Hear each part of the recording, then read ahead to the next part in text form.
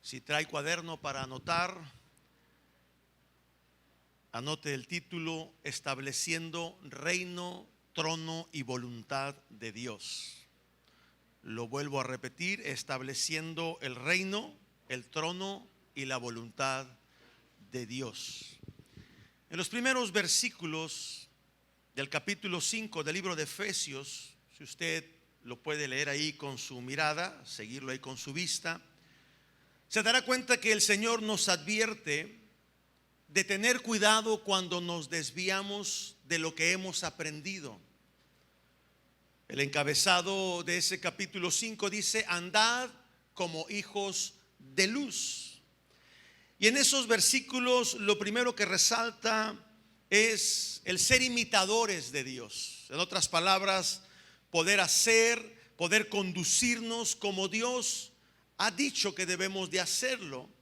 Dice que debemos de amar a los demás como Cristo nos amó a nosotros.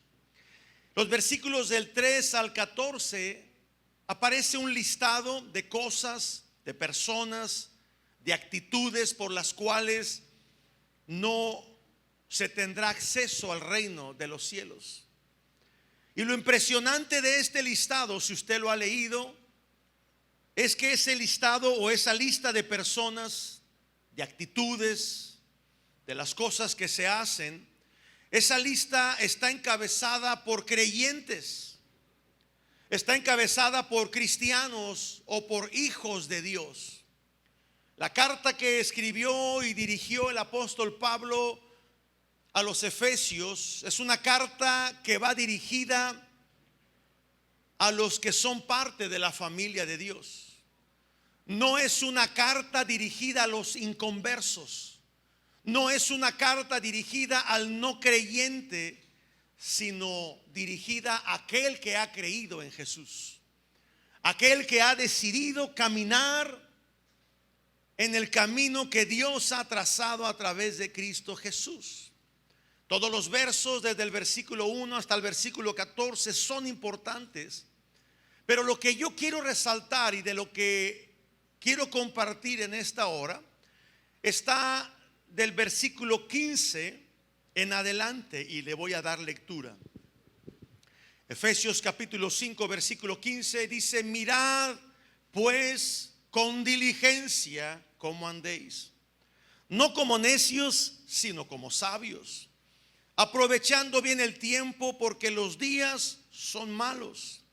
Por tanto, verso 17: no seáis insensatos, sino entendidos de cuál sea la voluntad de Dios.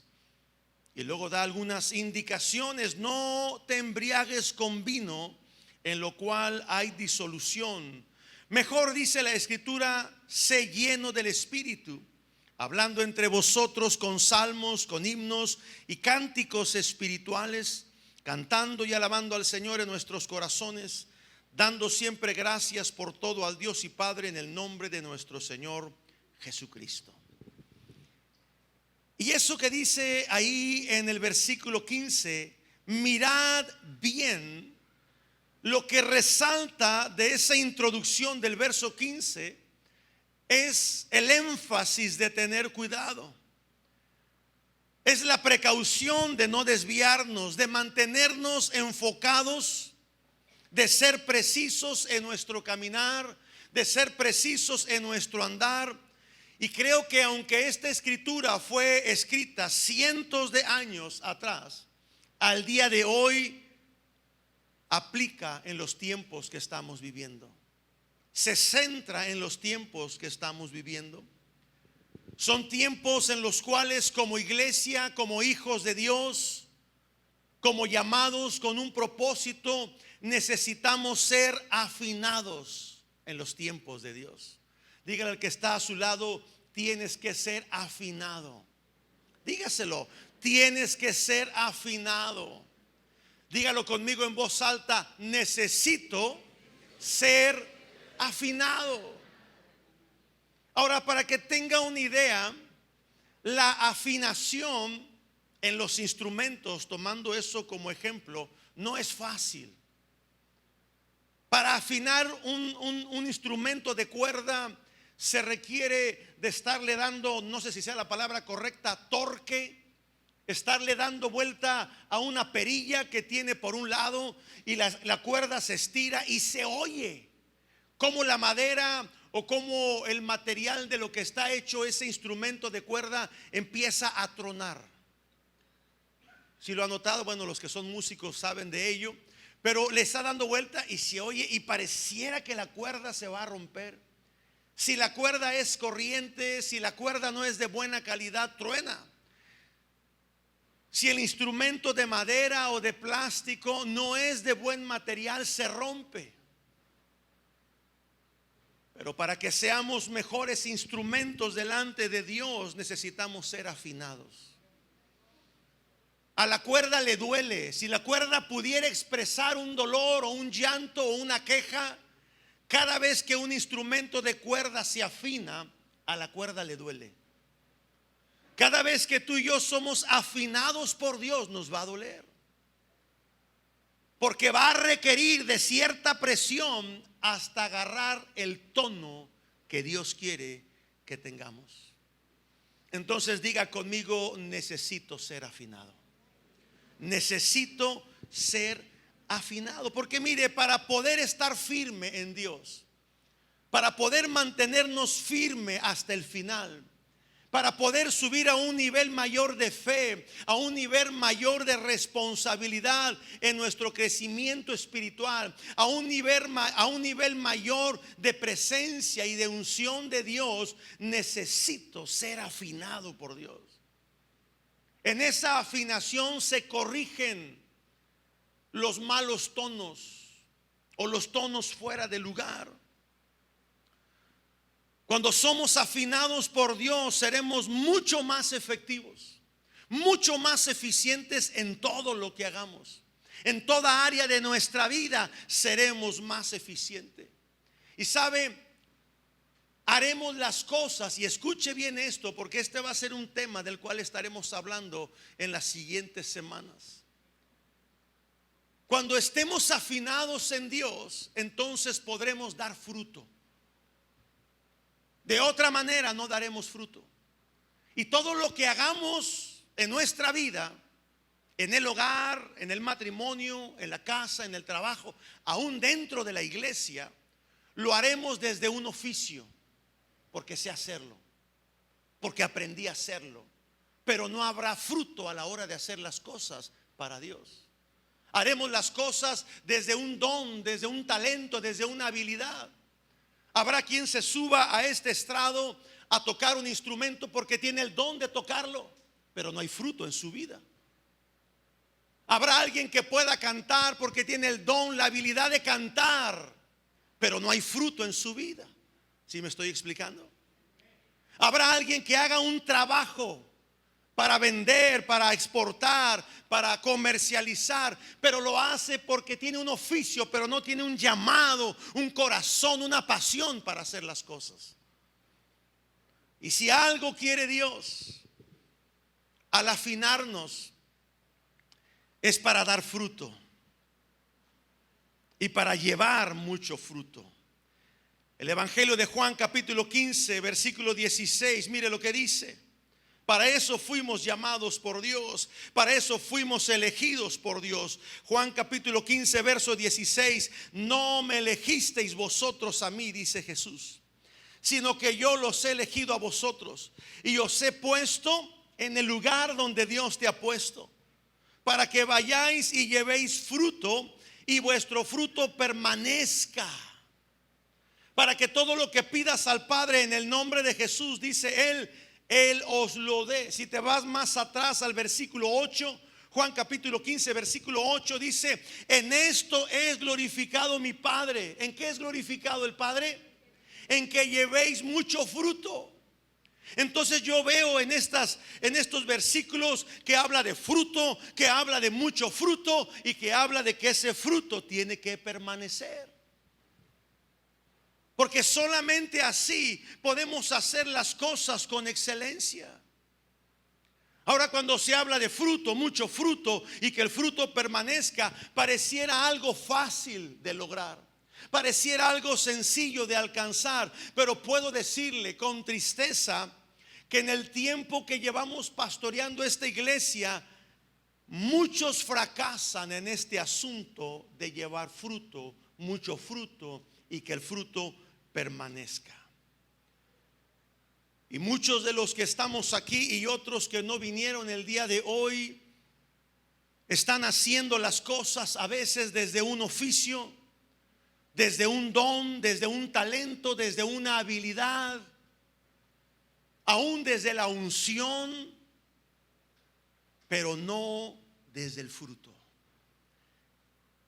Y hay una gran diferencia en hacer las cosas que hacemos para Dios, en nuestra casa, como padres, hoy que se celebra el Día del Padre, en todo lo que hagamos, en el entorno laboral, cuando hacemos las cosas desde el fruto, no desde el oficio, no desde el don, no desde el talento, sino desde el fruto. Por eso es que Dios nos insta a dar fruto, que sea mucho fruto y que el fruto permanezca. Y la manera de hacerlo es cuando Dios nos afina, nos entona para Él, nos da ciertas ajustadas que nos van a doler, pero que son esenciales para que todo lo que Él ha dicho en nuestra vida se cumpla. Amén. Entonces hay tres fundamentos importantes que tienen que ser implícitamente establecidos en nuestra vida. Diga conmigo: reino, trono y voluntad. Repítala una vez más: reino, trono y voluntad. Son tres cosas que necesitan estar metidas en nosotros, porque una vez que estén metidas hasta los huesos, hasta los tuétanos en nosotros, todo lo que hagamos, primeramente en nuestra vida, viniendo de nuestra casa, matrimonio, familia, hijos, la iglesia y nuestro entorno laboral, de sociedad y de amistad, todo dará su fruto. Habrá mucho fruto y el fruto permanecerá. Y de los que servimos a Dios, lo que haremos para Él será desde el fruto. Así que número uno, si está tomando nota, apunte: el reino de Dios. Cuando se habla del reino de Dios, tenemos que entender y nos tiene que quedar claro que no se está refiriendo a una porción geográfica. Nunca jamás en la Biblia, cuando usted lee el Antiguo y el Nuevo Testamento, cuando se refiere al reino de Dios, nunca se refiere a una porción geográfica, a una región, a una tierra, sino que se refiere al reino de Dios, únicamente al reino de Dios. Por ejemplo, cuando Jesús predicó y habló acerca del evangelio, cada vez que él hablaba del evangelio, la gente era tocada por el evangelio. La gente recibía salvación. Muchos recibieron sanidad, otros recibieron liberación, otros muchos tantos fueron restaurados, porque Jesús hablaba y predicaba acerca del evangelio. Pero hubo otro mensaje que Jesús hablaba y enseñaba. Uno lo hablaba y lo predicaba, que era el evangelio, pero otro lo hablaba y lo enseñaba. Y esa enseñanza tenía que ver con el reino de Dios. El evangelio se habló en las casas, se habló por las calles, y cuando se hablaba traía salvación. Gente era sanada a la distancia, gente era liberada de ataduras, de endemoniados. Pero cuando Jesús sentaba a sus discípulos, a sus colaboradores más cercanos, ahí Jesús les hablaba y les enseñaba el mensaje del reino de los cielos.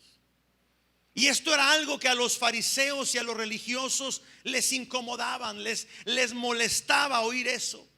Era algo que retenía en sus oídos. Porque por un lado el evangelio traía salvación, el evangelio traía perdón de pecados, el evangelio traía una vida eterna. Pero el reino de Dios, cuando era enseñado, el reino de Dios venía y traía quitando lo viejo, quitando lo obsoleto, para que las cosas del reino, las cosas nuevas del reino eran establecidas. El reino vino y trajo una reforma desde los días de Jesucristo. Esa fue la razón por la cual mataron a Jesús. No por predicar salvación, no tanto por predicar libertad, no tanto por sanar enfermos, sino por predicar el reino de los cielos en la tierra. Eso a los fariseos les molestaba, porque traía una reforma, traía cambios, traía modas o modos diferentes de hacer las cosas. Todos los que estamos aquí el día de hoy hemos recibido el evangelio, hemos abrazado la salvación, nos hemos gozado que nuestros pecados han sido perdonados. Nos gozamos en medio de la alabanza, sabiendo que el Padre nos ama, que en Cristo nuestros pecados han sido lavados y perdonados. Nos llena de gran gozo saber que hay una eternidad en Dios esperando por nosotros.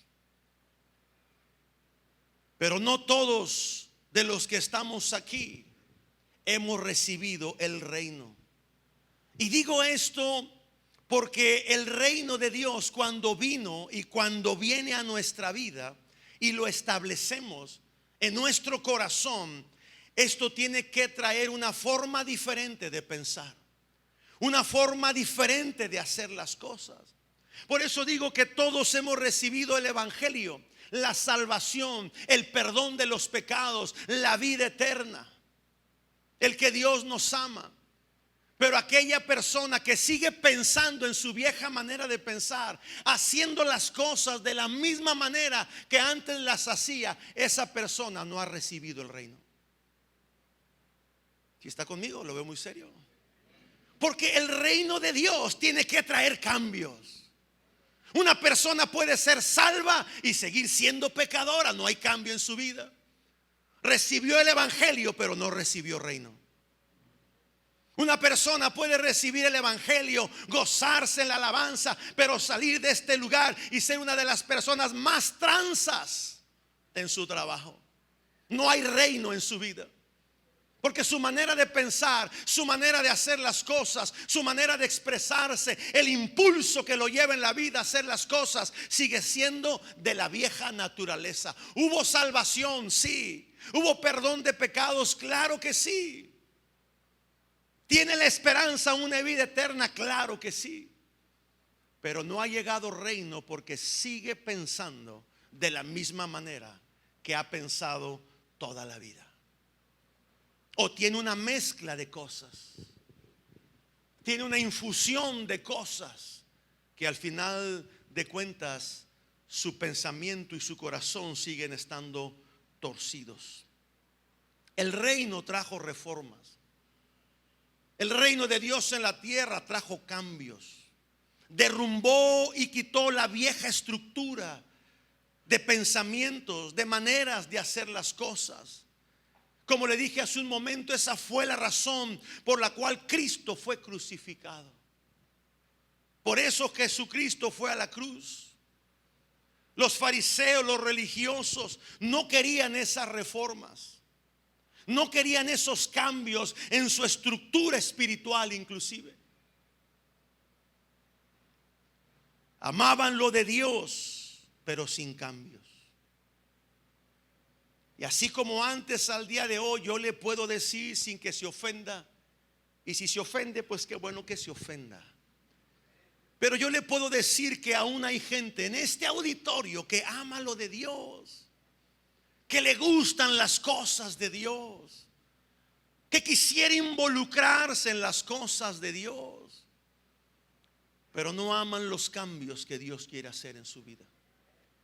No aman la nueva estructura que Dios quiere traer a ellos. aman a Dios, pero en su casa siguen con la vieja estructura, con la herencia y la cultura que han recibido de sus padres. Pastores, que aquí en mi casa las cosas se hacen así, pero el reino de Dios dice que debe ser diferente, pero es que nosotros lo hacemos porque así lo enseñaron nuestros padres. Yo me he topado con eso en algunos hogares. Tienen su manera, su forma, su estructura bien detallada, bien delineada, porque así fueron sus papás, así fueron sus abuelos y así fueron todas las generaciones antes de ellos. Vino el evangelio, vino la salvación, vino el arrepentimiento, perdón de pecados, vida eterna y todo lo que viene con el evangelio. Pero cuando el reino de Dios quiso entrar, no lo permitieron, porque ellos siguieron con su misma estructura, con su misma mentalidad vieja, y no dejaron que la mentalidad del reino fuera implantada en ellos. Yo recuerdo hace muchos años, cuando yo recibí el evangelio, en mi casa, en la parte de mi familia, mi mamá, hubo cierta oposición. Pero recuerdo, a lo que quiero mencionar es que mi mamá decía: te lavaron el cerebro, te lavaron el cerebro. Y luego con los amigos con los que convivíamos, es que ahí les lavan el cerebro. Y sabe, yo me ofendía, porque yo decía: no, a mí nadie me lava el cerebro. Y yo quería defender mi cerebro. O sea, quería defender que pues no soy tonto para que me digan lo que tengo que hacer. Pues no soy un tonto como para que alguien venga y me diga: así tienes que hacerle, y yo como tonto así le voy a hacer. Hasta que me di cuenta, hasta que el reino llegó a mi vida, y me di cuenta que el reino de Dios tiene que lavarte el cerebro. Tiene que cambiar toda esa estructura que has tenido por años, aún la estructura espiritual que tú crees que está bien, aún en tu mente aquellas cosas que son de Dios, que tú las has acomodado a tu antojo. Tienes una mezcolanza de tantas cosas, y necesita llegar el reino de Dios a tu vida. Cuando viene el reino viene con un rey. Ahora hay muchas series en la televisión de reinos, de los reyes, de reinados en la antigüedad, vikingos y todo ese tipo de televisión, de series de televisión, algunas muy buenas, otras totalmente basura. Pero cada vez que hay un reino, en ese reino hay un rey. Y cuando ese reino es establecido, ese rey establece en su reinado, establece su gobierno y trae orden a aquello que estaba en desorden. Cuando muere un rey y es levantado otro rey, ese rey empieza a establecer sus estatutos y los manda por todo su reinado, por todo el territorio donde él tiene influencia. Y si el rey anterior hizo cosas equivocadas, él con sus nuevos mandatos, sus nuevas órdenes, él viene y trae orden. Y cuando eso lo llevamos al reino de Dios en nuestra vida, el reino de Dios en nuestra vida viene con un rey, y ese rey tiene decretos, tiene mandamientos, que el único propósito es venir y traer orden en nuestra vida. Por eso la gente no quiere el reino, porque no quiere poner orden, porque quiere seguir en desorden en su vida. Y esto habla al pastorado, y esto habla al liderazgo, y esto habla a los que sirven. No por ser muy espirituales quedan exentos del reino, sino al contrario, con mayor razón. Si queremos ser efectivos en todo lo que hagamos, necesitamos el reino de Dios en nuestra vida. Tenemos que cambiar nuestra cultura. Traemos una cultura que viene de nuestros antepasados, y el reino de Dios viene con su cultura, que es diferente.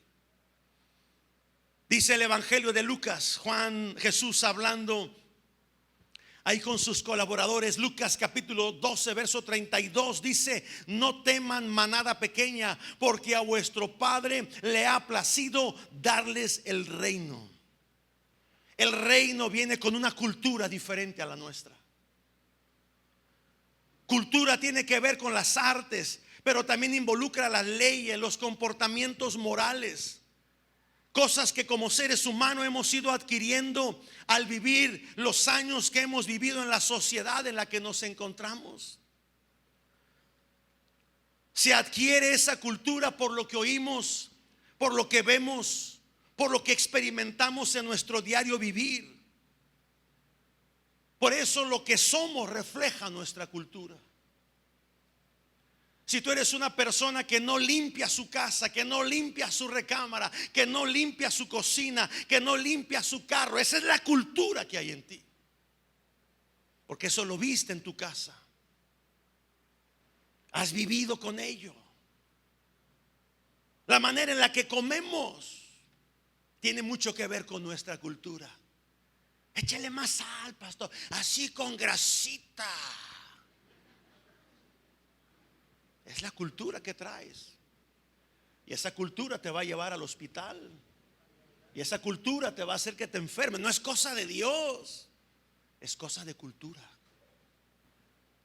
Y vivimos en una cultura. Es el conjunto de conocimientos, de prácticas, de creencias, de tradiciones que son propias de un grupo determinado. La cultura mexicana, un grupo determinado. La cultura de los, y ponle el apellido de tu familia, un grupo determinado. Fuimos adquiriendo todo eso, esa cultura terrenal. Y ahora cuando nos enfrentamos con el reino, ese reino viene con su cultura y choca con la cultura nuestra. Ahora cuando alguien me diga: no, es que ahí hacen coco wash a la gente, le digo: ¿sabes qué? Sí, ya no voy a defender el cerebro de nadie. Porque sí necesitamos cambiar la estructura en la que pensamos, la manera en la que vemos la vida. Tenemos que alimentar la cultura del reino. Cuando usted viene a este lugar, lo que se pretende desde este púlpito, sí, predicar evangelio, predicar salvación, perdón de pecados por aquella gente nueva que vino el día de hoy. Pero hoy no hay gente nueva. Hoy hay hijos de Dios que necesitan de una cultura diferente a la cultura de la tierra, y es la cultura del reino. No alimentes la cultura de la tierra. Estas reuniones, estos servicios, estos mensajes tienen como fin o como propósito alimentar la cultura del reino en tu vida. El reino está accesible para nosotros. El libro de Apocalipsis capítulo 1 versículo 6 y el capítulo 5 versículo 10 dice que Jesús nos hizo reyes y sacerdotes para nuestro Dios. Si tú no quieres tomar esa posición, si tú no quieres establecer ese reino en tu vida, es cosa tuya, no es cosa de Dios. En Cristo Jesús ya se nos ha dado el lugar, el posicionamiento para traer la cultura del reino a nuestra vida. Por eso cada vez que tú vengas a este lugar a estar expuesto a un mensaje como este, tú tienes que salir de este lugar diferente a como entraste. Si no saliste diferente, o saliste diferente pero al llegar a tu casa volviste otra vez a lo tuyo, quiere decir que el reino no ha llegado todavía a tu casa. Hay salvación, hay perdón de pecados, hay promesa de una vida eterna, hay promesa de restauración, pero el reino no se ha plantado todavía en tu corazón ni en tu casa. Entonces es importante el reino. Dígale al que está a su lado: es importante el reino de Dios en tu vida. Cambiará tu manera de pensar, cambiará tu manera de conducirte, tu manera de hacer las cosas. Número 2. ¿Qué le dije? Reino, trono y voluntad. Número 2, el trono de Dios. Si hay reino, es que hay un rey y señor. Y ese rey y señor tiene un trono. Diga conmigo, trono. Y ese trono que tiene que ser establecido es donde Dios reposa. Dice la Biblia que el cielo es el trono de Dios y la tierra es el estrado de sus pies. Pero cuando traemos el reino de Dios a nuestra vida, ese reino viene con rey y ese rey viene con un trono. Y ese trono tiene que ser establecido en nuestro corazón. El trono de Dios es donde Dios habita, es donde Dios reposa. Y no porque Él esté cansado o fatigado, sino que es un trono desde donde Él merece ser alabado y adorado. Ese trono está en los cielos. La Biblia dice que los ángeles día y noche adoran y alaban al Rey. Y ese trono tiene que venir y tiene que establecerse en nuestro corazón para desde ahí, desde el fruto de nuestro corazón, poder adorarle, poder exaltarle, poder alabarle a Él. Ese trono tiene que estar en tu familia, en tu casa. Ese trono de Dios tiene que establecerse en tu trabajo. Ese trono de Dios tiene que establecerse y estar en la iglesia, en cada ministerio, en cada líder, en cada pastor, en cada servidor. Porque nuestra vida tiene que ser una vida de alabanza a Él. Tenemos que entender que somos creados por Él y para Él. Dice la Biblia que todo lo que Él creó, de lo que está en los cielos, en el universo y en la tierra, todo tiene que darle gloria a Él. Salmos capítulo 148, quiero que lo leamos. Versículos del 1 en adelante. Dice Salmo 148, versículo 1 en adelante: alabad a Jehová desde los cielos. Ahí empieza la alabanza. Alabadle en las alturas. Empieza primero diciendo en lo alto. Alabadle vosotros todos sus ángeles. Alabadle vosotros todos sus ejércitos. Alabadle sol y luna. Alabadle vosotras todas lucientes estrellas. Alabadle cielos de los cielos y las aguas que están sobre los cielos. Alaben el nombre de Jehová, porque Él mandó y fueron creados. Los hizo ser eternamente y para siempre. Les puso ley que no será quebrantada. Alabad a Jehová desde la tierra. Ahora viene otra posición. Los monstruos marinos y todos los abismos, el fuego, el granizo, la nieve y el vapor, el viento de la tempestad ejecuta su palabra. Los montes y todos los collados, el árbol de fruto y todos los cedros, las bestias y todo animal, reptiles y volátiles, los reyes, ahí incluye otro reino, otro grupo de personas, nosotros, los reyes de la tierra y todos los pueblos, los príncipes y todos los jueces de la tierra, los jóvenes, va por edades, y todas las doncellas, los ancianos y los niños, alaben el nombre de Jehová, porque solo su nombre es enaltecido, su gloria es sobre tierra y cielos. Él ha exaltado el poderío de su pueblo. Alábenle todos sus santos, los hijos de Israel, el pueblo a Él cercano. Aleluya. Cuando ese trono se establece en nuestra vida, entonces, amada iglesia, viene y fluye desde su trono la gracia y el favor de Dios sobre nosotros. Pero necesitamos establecer reino y necesitamos establecer trono de Dios en nuestra vida. Si no te quedas solamente con salvación, que la puedes perder en cualquier momento, que tu nombre puede ser borrado del libro de la vida. Si no te quedas con el lavamiento de tus pecados, pero puedes volver a caer en ellos. Si no te quedas con la sanidad que recibes, pero puedes volver a enfermar. Pero cuando recibes reino, cuando recibes trono en tu vida, las cosas se tornan diferentes. Número 3, la voluntad de Dios. Diga conmigo, la voluntad. Reino, trono y voluntad. Si hay reino, si hay rey, si hay trono, entonces hay voluntad. La voluntad de Dios. Y amada iglesia, el llamado a dar fruto, a dar mucho fruto, y que ese fruto permanezca, tiene que ver con hacer la voluntad de Dios y permanecer en ella. Es muy fácil hablar de la voluntad de Dios. Es muy fácil tratar de entender la voluntad de Dios. Pero más allá de hablarla y de entenderla, tenemos que hacerla. Y tenemos que permanecer en esa voluntad. Esto es el todo en la vida del creyente. El reino, el trono y su voluntad. Es el todo de la vida del creyente. Es lo que nos da posicionamiento para recibir lo que es de Dios. Y en su voluntad es lo que Dios quiere que nosotros andemos en ella.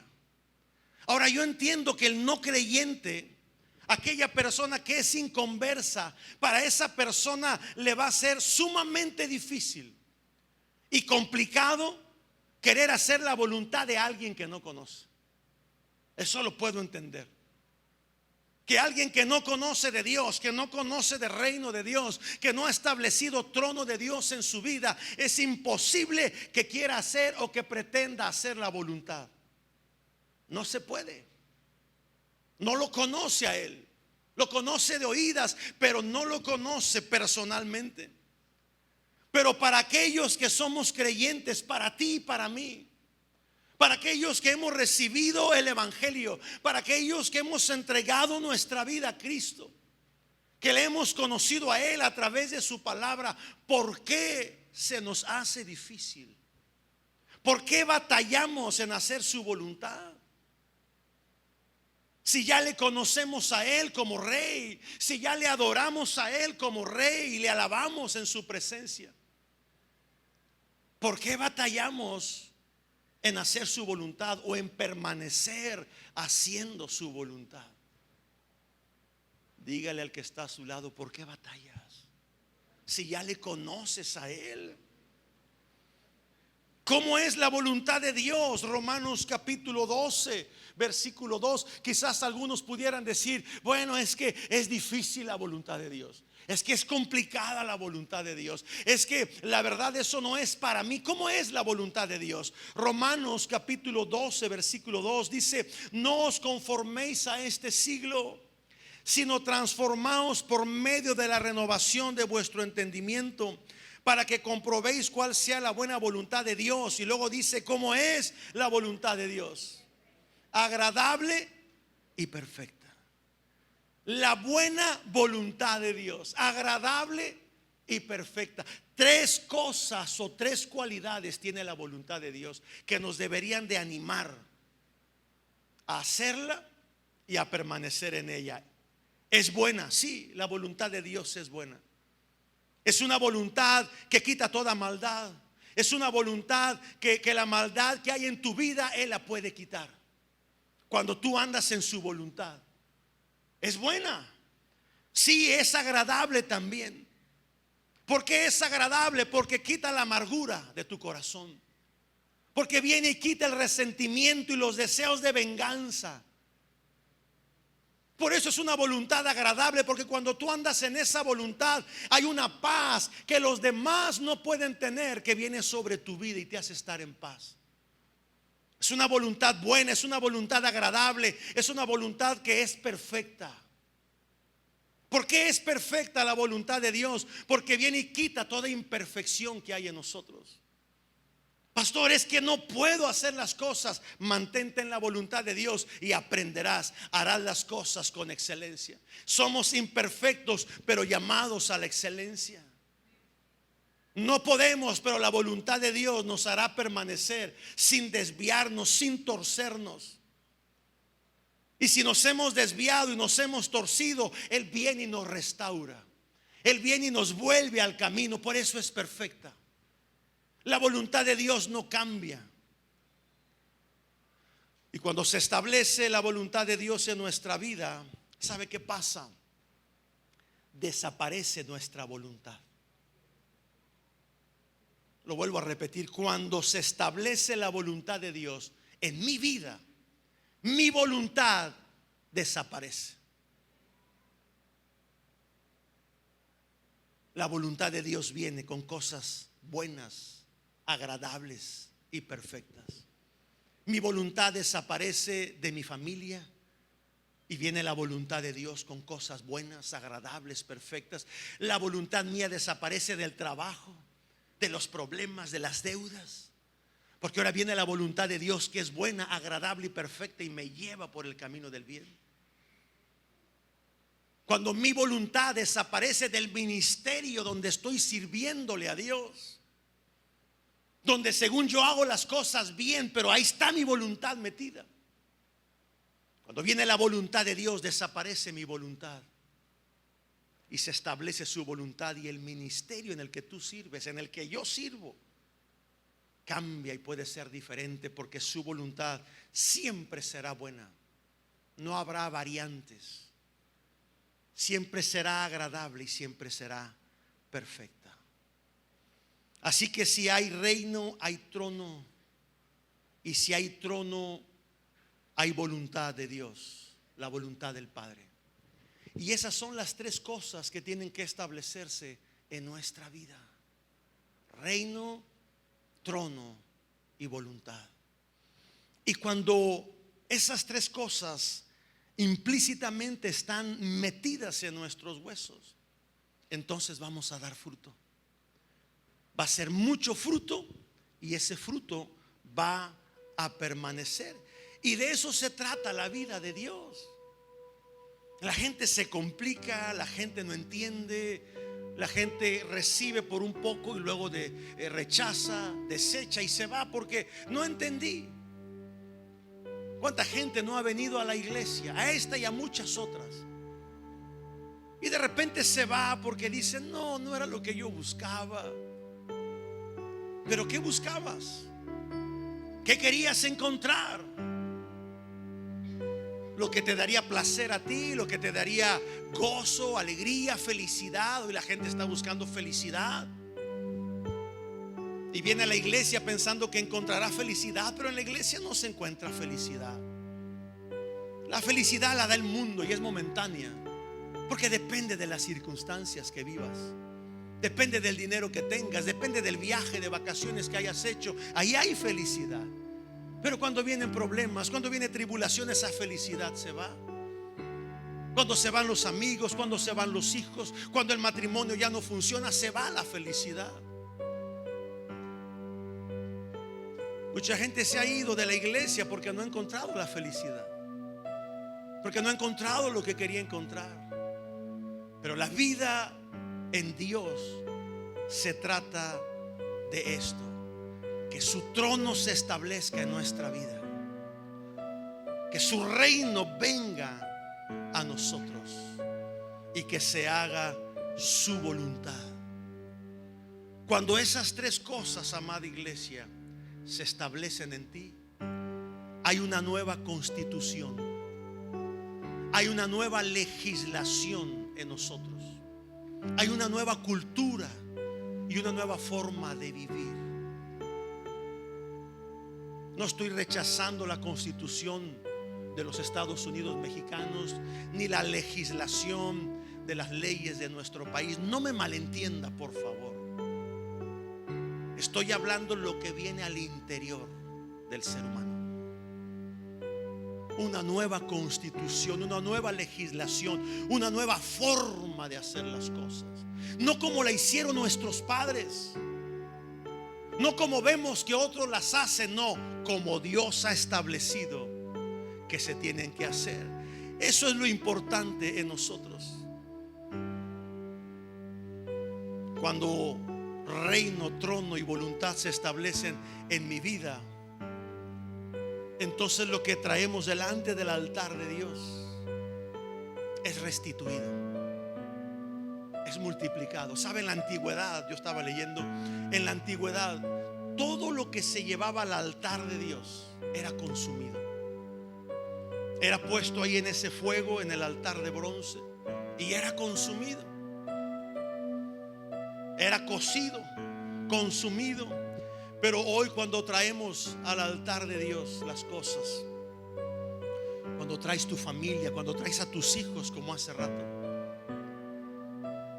cuando traes tus finanzas, cuando traes y le presentas a Dios las cosas y las pones delante de su trono, delante de su altar, Él lo restituye. Él lo hace multiplicar, Él lo hace crecer. No es lo mismo un peso en tu bolsa, un peso en una cuenta de banco, que un peso traído al altar de Dios. Porque eso es restituido, es multiplicado, es llevado a una potencia que nuestra mente no lo entiende a veces. Cuando tú vienes y traes tu matrimonio al altar, cuando traes a tus hijos delante del trono de Dios, ellos son restituidos. Ellos, Dios les lleva a un crecimiento. Hay una protección de Dios alrededor de ellos. Por eso tenemos que decirle al Señor en estos tiempos: afíname, Señor, afíname. Para estos tiempos que me has permitido vivir, afíname, Señor. Que venga tu reino trayendo orden.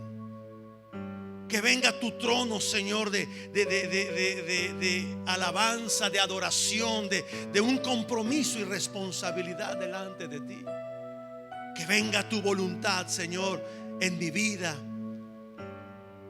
para que haya fruto, mucho fruto, y ese fruto permanezca. Para que entonces, cuando tú le digas a Dios amarle, le ames desde el fruto. Porque sabes que el reino, el trono y su voluntad están implícitas dentro de ti. Cuando tú le digas: Señor, yo quiero servirte, lo que hagas, lo hagas desde el fruto. No desde un oficio porque alguien te enseñó a hacerlo. No desde un don, un talento, una habilidad que sepas hacer las cosas. No desde la unción. Mira, es triste la gente que salió de Egipto y que caminó por el desierto 40 años. Dice la Biblia que ellos caminaron bajo la unción de Dios, bajo la nube de día y bajo una llama de fuego de noche. La unción de Dios estaba con ellos, pero nunca tuvieron ellos un encuentro con Dios. ¿Se da cuenta? Usted puede tener la unción, pero no haber fruto en su vida. Pastores, que yo sé hacer las cosas. Pastores, que yo amo mi casa, yo quiero en mi trabajo, sí, pero no hay fruto. Hay oficio, hay talento, hay habilidad, hay unción en las cosas de la iglesia. Alguien puede estar tocando aquí arriba desde la unción, porque la presencia de Dios viene como en el pueblo de Israel caminando por Egipto, por el desierto. La unción venía, estaba ahí, pero se iba la presencia de Dios y ellos quedaban secos, vacíos. Alguien puede estar desde este púlpito predicando porque la unción está aquí, pero bajar desde este púlpito, desde este estrado, y su vida como si nada. Pero cuando hay fruto, cuando hay mucho fruto, y cuando el fruto permanece, entonces sí, Señor, lo que hagamos para ti será efectivo. Lo que hagamos en casa para el matrimonio será efectivo. Lo que hagamos con nuestros hijos será efectivo. Lo que hagamos en el trabajo será efectivo. Póngase de pie y dígale: Señor, afíname, afíname, afíname como esas cuerdas de instrumentos musicales. Estírame, Señor, lo que tengas que estirarme.